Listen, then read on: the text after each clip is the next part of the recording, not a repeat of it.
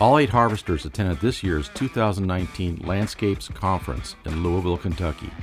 We had a great time and learned so much. The harvesters delivered 6 talks, workshops, and panel discussions and facilitated 16 Breakfast of Champion topics. We also did our annual turnaround tour reveal with this year's participants from our 3rd season. We met with many familiar friends of ours and got to meet many new folks as well.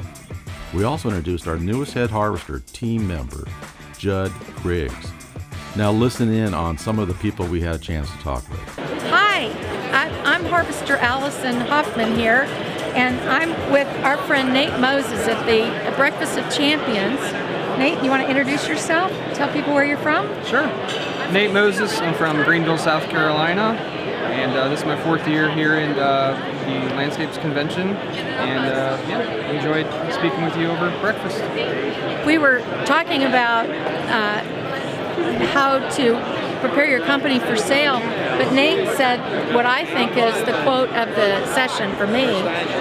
I said, what can I do for you? And he said, well, obviously, I'm not really looking to get out of my company right now, but thinking ahead 10, 20, 30 years, I want to know what I can do now to increase the equitable value of my company so that when it comes time for sale, we're well prepared.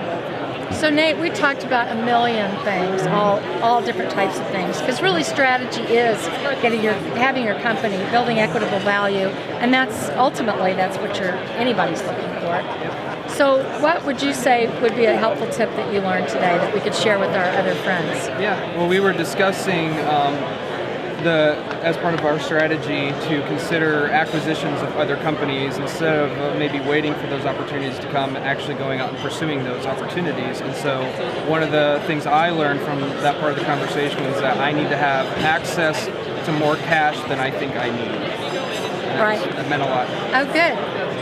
That's something I learned from a CFO 20 years ago who was a brilliant guy. He said, always make sure the companies that need cash are not going to be able to get it. Companies that don't need the cash, that's the time to go out and make sure you have your ability to borrow. You have everything in place in case there's a downturn or in case there's an opportunity you want to take advantage of. So thank you very much, Nate. I enjoyed it.